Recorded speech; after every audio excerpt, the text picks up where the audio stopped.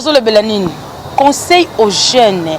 Bon mais ça n'est pas mino ngai na bémission naza wana pona kopesa ba sujet tout ba elubu ezali ba baguna ngai ezali donc naza wana pona kopesa nyonso o ba sujet nyonso o kopesa batu et ko aider batu na ba foyer et ko aider ba jeunes sœurs, ba jeunes frères, ba maman, ba papa. Le nazolo bela conseil aux jeunes. Conseil aux jeunes ezanini. Toujours mona ba fille ebele mikolo oyo ba komi na molimo ya kwanvier. Ba fille ba komi na molimo kwa envier, ba komi kokende koluka ba kenda ba voyage, ba kenda ko sala n'importe quoi, ba kenda ko lesa bango bakaka, ba kenda ko melisa bango masuba, ba kenda ka koluka kwa envier po bazwa bokonzi oyo ko umela nango te. Eloko nini ba jeune sœur bazoye baté. Et puis ba komi na molimo kwa envier. Bande konanga nyos o bazolanda ngai vraiment na moment oyo molimo kwa envier eza malamu te. Oyo azala kala molimo kwa envier aumela raté na vie. Vie ezanine il faut obunda parce que tozo mona na makomi na matese te zolo bela biso lukala mutoki nondo kobika senga bakopesa yo biso le lot ba jeune to komi ko la vie appréciée et komi ko ba biso na baliwa bozo mona ba vidéo zo leka wana eza ba vidéo moko ya buzoba ezotambola monde entier ba fi ba komi akokeni a voyager nzoka akiko luka asala ba cop moko boy yo ozana na vie na yo ya bien o débrouiller kana yo muninga wuti Dubai enga ya wuti Dubai ayena bambongo ngape fona kende oyebite source nini oyazo kono kozula mbongo wana bandeko na ngai mokili e baby c'est 100% 80% et comme na mabe makasi o ba jeune sœur na ba jeune frère na ba maman pe bazo bangote o mona mama mususu ateka kana nzela yo zo mona mama na zo fulumuka OK azana monguma na moko boye ezalela ke na se ya mesa seul le savoir pour na molimo ko envier muninga zana mutuka ngana zana mutuka ozo mona tozo mona mokili zo koma na mabe ba poison et paille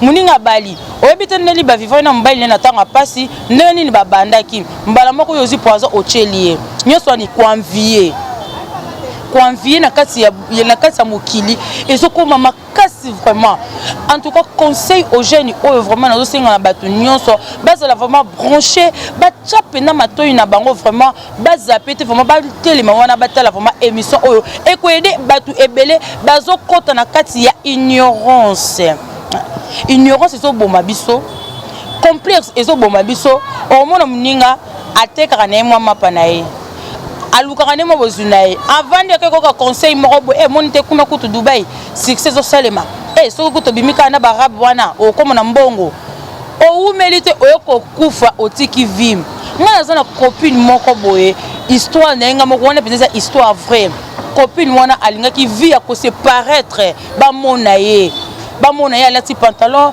bamona ye alati bazin bamona ye alati ache kabelo milai est-ce que boyebi kabelo otango bimaki batu combien bakufi pona ngo ba téléphone ba iPhone 12 Pro Max batu ba fi bazo kufa ba jeune sœur ba jeune frère ba garçon bazo koma ba PD ba showbiz et comme ko sima monde tozo kende wapi bokonza likolo to luka to mona ngondenge nini parce que tangu yo zolinga kozala vie ya kwanvier vie ya koluka ba mona yo ozala de luxe eza malamu teza mabe et puis na ko betela société moi mke na ba maman ebele bazo kokan kovana na mabala te ba jeune ebele tozo mona bazo bala bazo divorcer pona nini bazo bala na ba sentiment bazo bala kaka ya balinga pe na bala non libala il faut que ba ko batela libala eza eloko moko boye eza grâce o eza et comme na makomi divine lelo ba jeune ba komi ko sala baloyenge koluka ko sakana bana batu koluka bazwa bana batu babima na bango OK bible ezolobela biso ke mwasi oyo na mobali oyo nono babalani te bana droit ya komona nzoto te. Il faut balanda parole divine. Est-ce que parole divine wana? Est-ce que bazo respecter yango? Bazo respecter yango te. Ba jeune lelo ba koma ngakutu nazela ka pona mariage. Yango moni ba témoin de Jéhovah balanda ka principe ya o makomi o Jéhovah akoma na kati ya Bible. Bande konanga vraiment bozala toujours na vie ya kuya kimia na vie ya mutu eleki nyonso. Kobondela eleki nyonso vie ya kwanvier eza nango na tina te lelo ngai nde bomoni nga na plateau na nga boye j'espère bomona nga naza simple naza na nga na suki na nga ya maboko so mobali na nga za na ngote na ko envier te na ko za peu complexité parce que moi si ton tobotama ki tobotama ka naturel tobotama te non na ba mèche non tobotama naturel vie et baby ba jeune sœur ba jeune frère bande konanga ya basi ba maman ba papa et puis ba papa OK na musala na yo ozana na musano bando sala muninga moko a branché oluko simba kisi wana okoko kota ba loge lobi okomi koteka mabota na yo okomi koteka bana na yo okomi ko bomba foyer na yo pona nini oluka ba mono otambola na Prado otambola na mutuka est-ce que tonto kufaka tokendaka na ba matériel wana etikalaka vanité de vanité tout est vanité.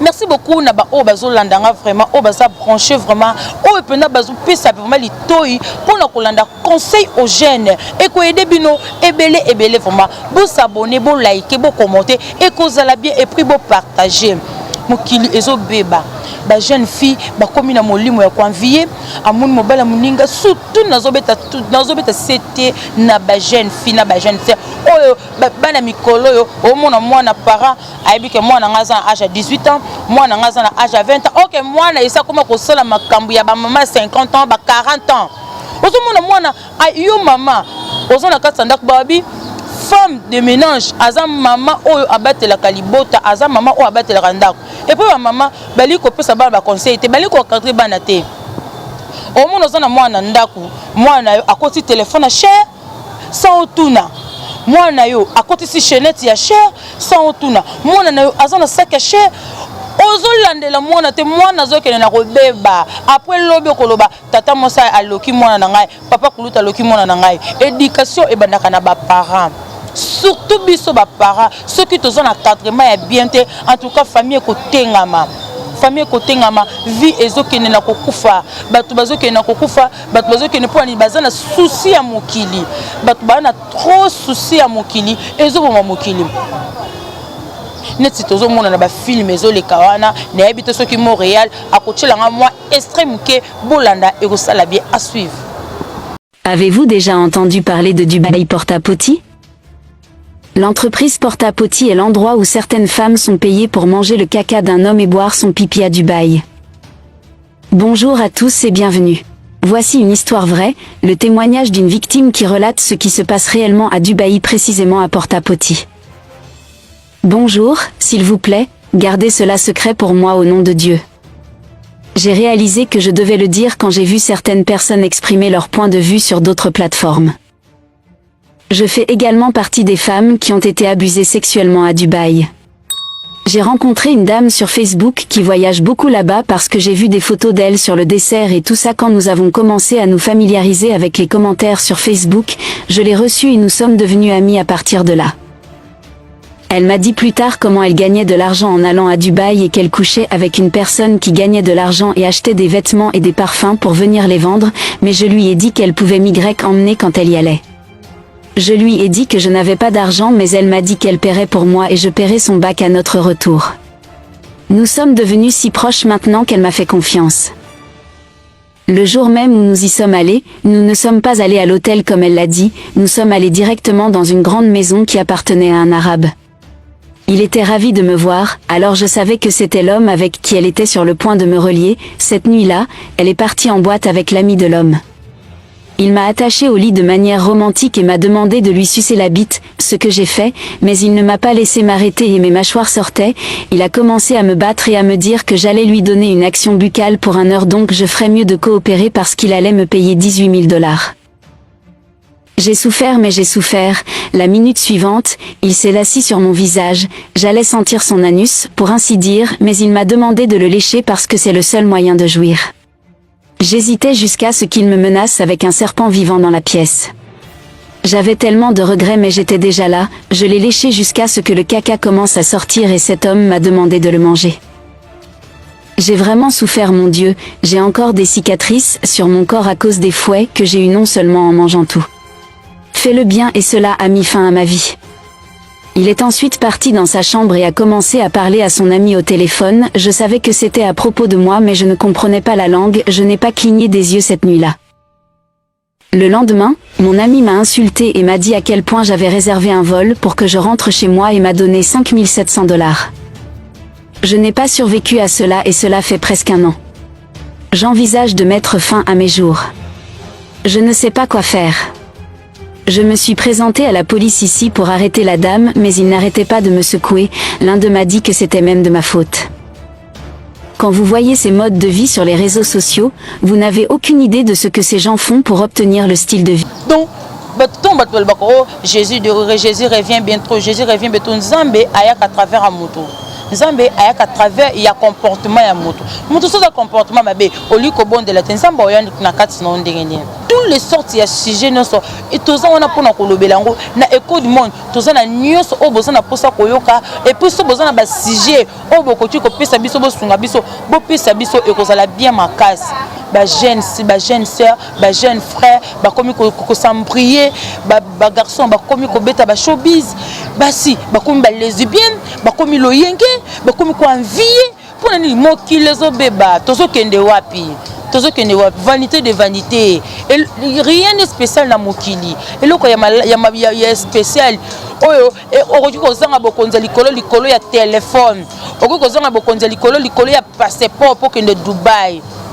Et ça passe peu mawa. Et ça passe peu mawa vraiment. Bande konanga o nyonso bazolinga bakota pe na banzela wana na o bakota bomeka ko changer et ko sala bien makasi nzambe nanga apambola bino ngonga eza ngonga. Merci beaucoup na ba nyonso balanda kibiso. Je suis Andrea Gadji, diplômée en gestion commerciale dans une université de la place. En quête de moyens, j'ai dû trouver un boulot dans une boutique cosmétique. Mais je savais que je méritais mieux que ça. Car toutes mes copines vivaient une vie de luxe. Elles étaient toujours en 2 avions, avec des vêtements de marque. Mais pourquoi pas moi? Avec tout ce potentiel que j'ai fesses, j'ai seins, je suis belle, je dois moi aussi briller. Heureusement que ma vieille mère Sephora m'a trouvé un bon business à Dubaï, afin que moi aussi je puisse m'affirmer, paraître et montrer à tous que j'existe aussi. Si tu vois le maria qui le secoue d'un pantalon, c'est que pour sortir sa queue, il a trouvé une solution. Dans la vie, tout un chacun a conscience de ses moyens. Ne te laisse pas tenter par ce qui n'est pas à ta portée. Dans ce monde, toute chose se fait en connaissance de cause. Si tu vois le maria qui le secoue d'un pantalon, c'est que pour sortir sa queue. Attends, je vais appeler la vieille, mais pour lui dire que je suis bien arrivée. Bye. Alors la vieille mère, ça comment? Ouais, je suis bien arrivée, je suis arrivée, je suis là, je suis logée. Oh, tu as vu la chambre? Non, il n'est pas encore arrivé. Il y a la réceptionniste qui m'a dit que je pouvais monter pour l'attendre, donc j'attends mon Amy, quoi. J'attends comme ça, la vieille mère. La vieille mère, excuse-moi, je te rappelle, j'ai reçu un appel là. Allô? Oui, bonsoir, Marianne. Quoi? Belle nuit, bien moi. Pardonnez, je suis pas là-bas, je suis pas dans le magasin même. Aïe, je dis que je suis pas dans le magasin. La vie à laquelle moi je suis. Belle nuit, bien ne peut pas me donner ça. Je suis désolée, actuellement je suis à Dubaï. Je suis en train de profiter d'une suite climatisée. Ne m'appelez même plus même qu'au Belle nuit, bien vous ne travaillez pas dans le magasin comme ça. Je ne travaille plus là-bas. Quand je reviens à Abidjan comme ça, là, c'est pour déposer mes immeubles. Vous croyez que quoi? Ah, bienvenue. Ah, mon saoudien! Y'a comme il est mignon. Pas de téléphone. Pas de téléphone. Ce qui passait Dubaï. Toi, signer. Confidentialité. Toi, signer. T'as fait des mougoulis aussi à contrat. Signer, confidentiel. Signer. Moi, venir tout à l'heure. Mon cher, c'est quoi on n'a pas vu? Signer même c'est rien, si tu veux, mais il y a fait le roman pour te donner.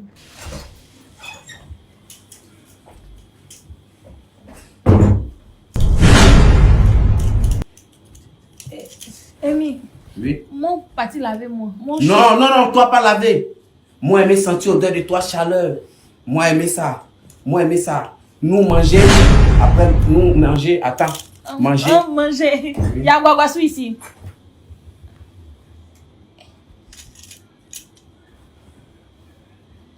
C'est quoi ça? Manger. Manger. Moi, aimer voir toi manger. Toi manger, toi bois ça d'abord. Et si tu as Dubaï, c'est une assiette, ça on mange. Toi bois ça.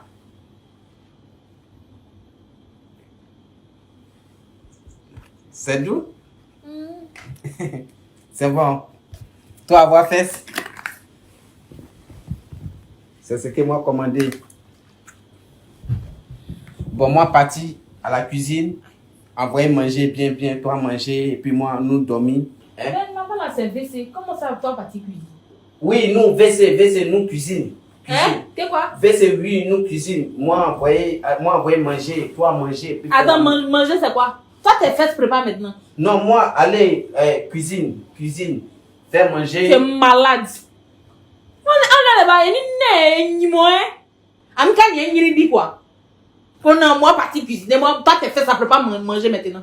Ça nous les Ivoiriens on fait nos bêtises, mais on peut jamais manger caca. Regardez-moi lui là. Ah bon? Comme moi manger caca. Ivoirienne ne mange pas caca. Et moi Ivoirien mange pas, on a trop de dignité. Sephora, pas ivoirienne? Sephora. Ah, non, Sephora, moi, caca. Ah, toi, connais pas d'abord. Mais moi, je m'en fous, moi, c'est pas Sephora. Moi, donne-toi 10 000 $, toi, manger. Non. 30 000 $. Je dis, je veux pas. 50 000 $. Il a dit non, aïe. Même si c'est $1 million, je dis que je prends pas. Aïe. C'est quel argent qui me fait moyen caca? Il y a ma dignité après tout. C'est mieux, je vais aller retourner dans mon magasin de belle nuit bien pour travailler. C'est quoi, c'est quel comportement ça là? Donc, quand même, Sephora est venu me mettre moi préparer, moi manger caca. Toi fâché. Dans la vie, tout